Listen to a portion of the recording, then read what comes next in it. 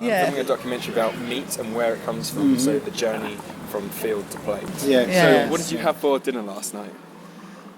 Roast chicken Roast chicken. and Chicken. vegetables, Yeah, fresh vegetables, vegetables. Yes. With Yorkshires. Oh, nice. Yes. Where did you get the chicken from? It was a Lidl's one. Oh, yeah? Do you know whereabouts in the country or world it came from?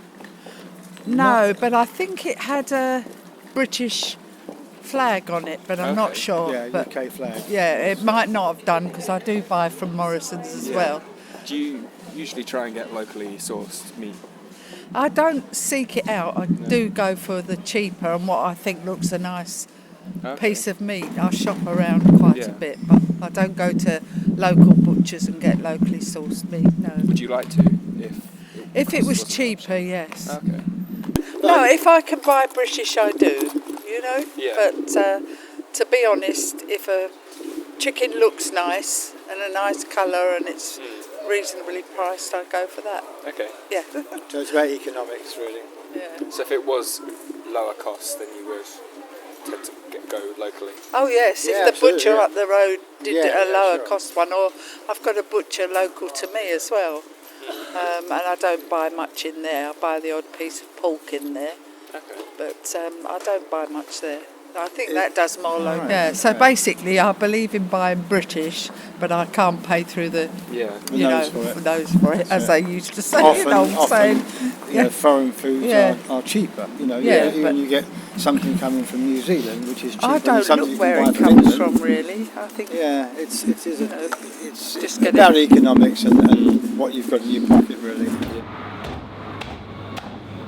You're working in the meat industry and you ever come into it, right? Your initiation is to throw you in something like that full of blood Oh, yeah. and full of ox hearts and all off meat and everything else like that to make your initiation into the meat industry. That's what they'll throw you in. It's called a doorlav, which is like crates that they put all stuff in. But that's the kind of initiation they'll throw you into. When you're a butcher, they'll cover you in blood and offal and everything else like that. Strip you down, no clothes on, in the middle of somewhere so everybody's walking past and can see you. That's what they do in Smithfield. Throw you in something out of a cage, put you in a cage, throw all rotten ox liver all over you, ice cold livers and blood and so it's quite a unique trade.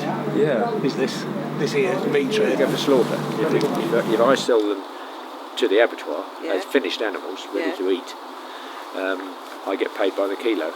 Once they're slaughtered and butchered, they weigh the carcasses and they can be sold live weight. If you go to, if I send them to Hailsham Market, for example, or Ashford Market, then they're sold as live animals, and they're sold by weight again, but it's live weight, which means the whole animal, and you obviously get paid a lot less per kilo, because when they're butchered, you know, they take all the guts out and everything, and the hooves off and heads off and everything, and you just get for the basic carcass. That's dead weight. You get a higher rate, but it probably works out much the same in the end. The chap I sell my animals to, who buys and sells stock for me, he sends them mostly to Guildford Abattoir, and I just get paid dead weight. The last time I did send any finished ones, they fetched something over 1,000, 1,100 or something a piece. Before being a butcher improver, I was a telegram boy. A young lad, I always had boys doing it, as they say, a telegram boy. Used to deliver them on bikes, and it was a way of getting letters very quickly to where they had to go. Messages, greetings, telegram greetings. If it's a birthday, you could actually send it one day and actually got it the next day, and perhaps they may have even got the same day. But because it was so quick, they had to be delivered, and it was part of the post office, arm of the post office.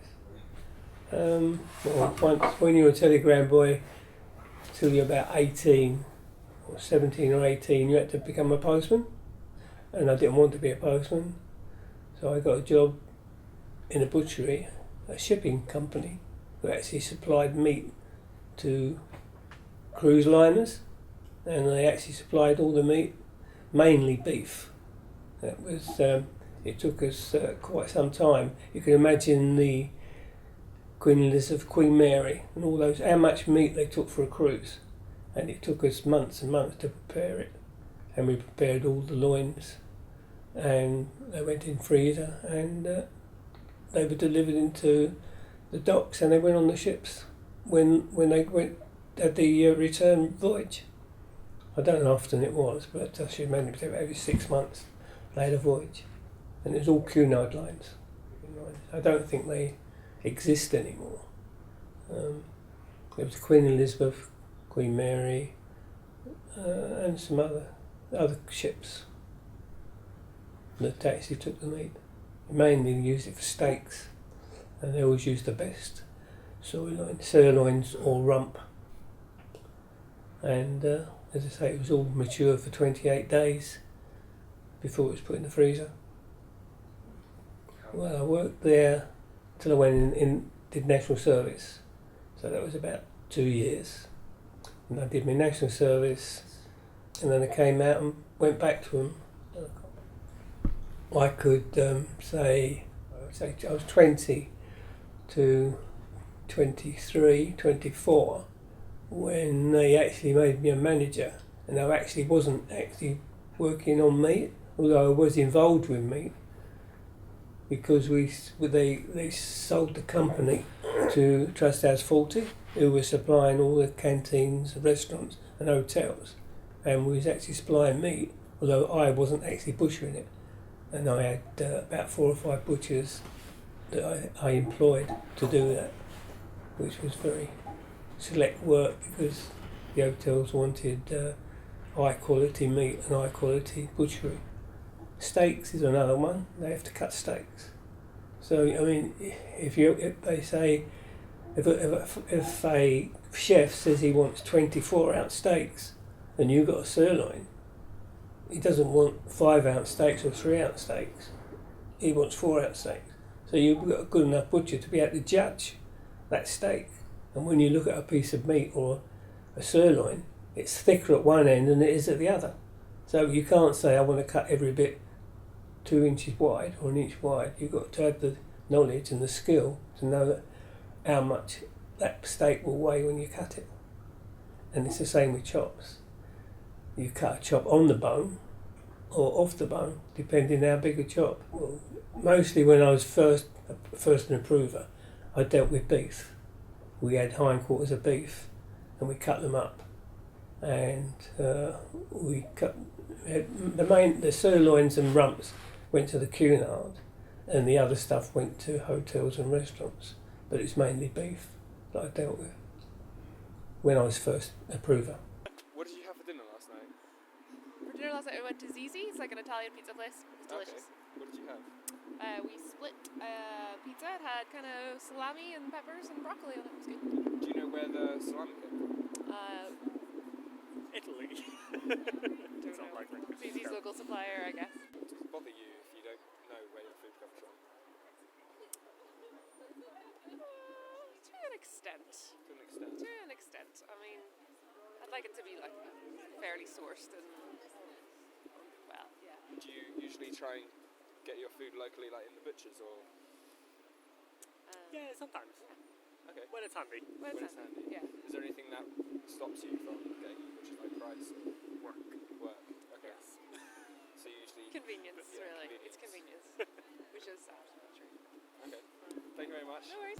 Well, another thing they did when I worked for Trust House 40 as a butcher and supplying meat and everything, they actually cut a division of the Trust House 40.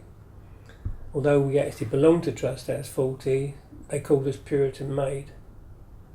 So it was actually an arm of Trust House 40. And so they could actually sell it as a unit or earn a profit as a unit. It was just a separate arm of Trust House 40. We used to what we called corned beef, where you actually soaked it in brine, top side and silver sides, and pork. You actually soaked it in a salt solution with saltpetre and salt, and you soaked it for 2 or 3 days, drained it out, and that's what you had when you had it called salt beef, and that's how you did ham. You could do ham, so put ham in salt water.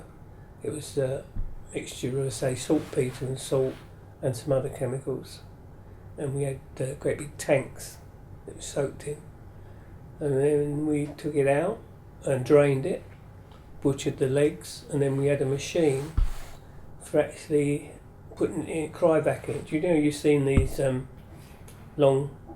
these pieces of ham about that big? They have a machine that they put it in under pressure, and then they actually cook it in that, and then you get the round, you know, so the ham in the supermarket, and it's a round. That's how it is, because it's pressurised into a like a big polythene, and then they actually cook it in that, and then they take it out.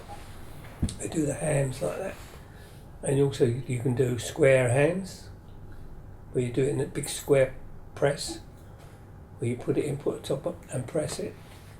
That's another way of curing meat. Do brisket that way. That's Brisket is the fore end. It's that part of the cow. It's that part of the cow. It's a cheap cut, but it's very nice to eat. And we used to brine that as well. You get fresh legs of pork, fresh brisket. But I really enjoyed being a butcher. It's really good. Mind you, a butcher in those days wasn't like the butchers today. I mean, the butchers today have to wear special gloves and coats and hats. We didn't. We just went there and cut the meat up, and there was no health and safety involved. There was hygiene, but not so much hygiene as there were now. And we had a stage where we had wooden blocks, and then they came along and said they were unhygienic.